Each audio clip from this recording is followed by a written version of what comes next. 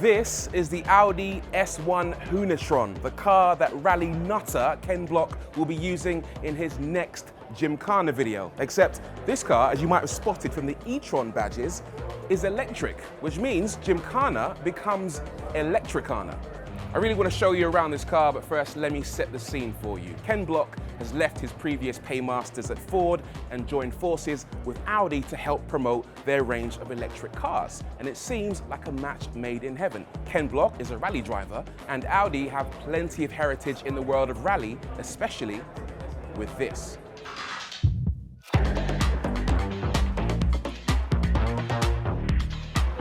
This is the original Audi Sport Quattro, which in the mid-80s was one of the maddest, most powerful rally cars on the planet. Specifically, this is the S1 Pikes Peak edition, which was used by Walter Roll to smash the record at the Pikes Peak International Hill Climb, a record that will never be broken because it set it on gravel, and the following year, the hill climb was paved.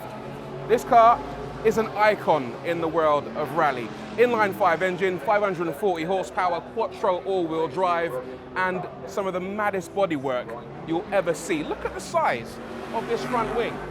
It's also quite a narrow car with quite a short wheelbase, but a really wide track, which means that they've had to stretch these wheel arches massively at the front and at the rear, and that just gives it a really aggressive stance. Up here you got this huge roof scoop feeding air into the car, and also at the side exhaust. Plus at the back, one of the maddest rear wings in the game, which comes straight up out of the side and spread across the width of the car. This thing is an icon that inspired the S1 Hoonitron.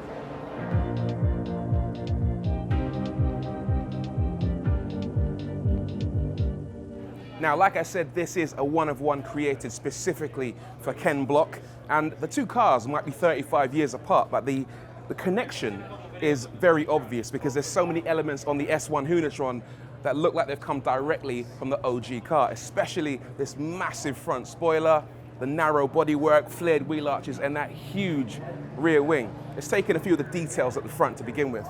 So this is probably one of my favorite bits. You don't really see these elements on cars in modern times, but look at the size of it. And if you look just above it, there's almost a second spoiler, so you can only imagine the amount of front downforce that this car generates.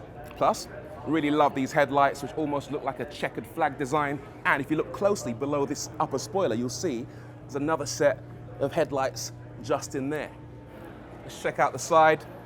Again, the highlight here are the flared wheel arches, which seem to stick out an absolute mile. Relatively narrow bodywork in comparison to that.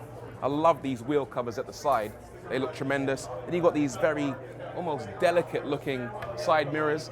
And the thing I love about this car is this little detail on the roof, because if you look at the OG car, it had a huge air scoop on top, and so does this, channeling cool air into the components like the batteries and the motor to keep those cool. Flared wheel arch at the rear, and arguably the biggest highlight on the car is this massive rear wing, which kind of protrudes directly from the rear fender, spreads across the entire width of the car with this extra support from the swan neck stands, and it's just a hell of a thing to look at. There's obviously no exhaust on this car because it's an e-tron, it's all electric, but look at the size of that rear diffuser, absolutely astonishing. And then another really cool touch on the back of this car is this rear light cluster, and the way these small triangles dance in this animation is really, really eye-catching. Plus you've got this illuminated four-ring design. Oh look, and another spoiler.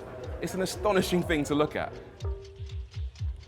Right, let's have a quick look inside the S1 Hoonitron, and very, very racy. Obviously bucket seats, 5-point harness, and this is the thing that I was dying to find out, whether this car had hydraulic handbrake, so handbrake turns are a definite go in the next electrikhana. Up here you've got a control panel for selecting drive, neutral and reverse, plus a few buttons for your fan, your wiper, water, so Ken can have a little drink while he's burning rubber, and there's also a signature button. I'm not sure what that does. Some kind of special maneuver that this car can do maybe? We'll have to wait and see for the actual video to find out what that does, but I do notice up here on this screen that it has RWD on it, rear wheel drive. So this car, as well as having Quattro, will be able to send all the power to the back for even more dramatic drifts. Nice. Now, Audi haven't divulged any power information as yet. They're being very coy on that. But they will obviously use their experience in the world of electric cars, particularly with their RS e-tron GT and their experience from Formula E, and pour all of that learning and technology into the S1 Hoonitron. Word on the street is that this car will use 3 Formula E motors. And for your information, a Formula E motor generates 475 horsepower. Multiply that by 3 and you end up with somewhere in the region of 1,400 horsepower. This thing is going to be an absolute handful. I can't wait to see this thing in action. I mean, a Formula E car will do 0 to 62 in under 3 seconds, and that's with rear-wheel drive. This has quattro, so surely it's going to be doing it in what, 1.5, 2 seconds? One thing's for sure, electrikhana is going to be a good one.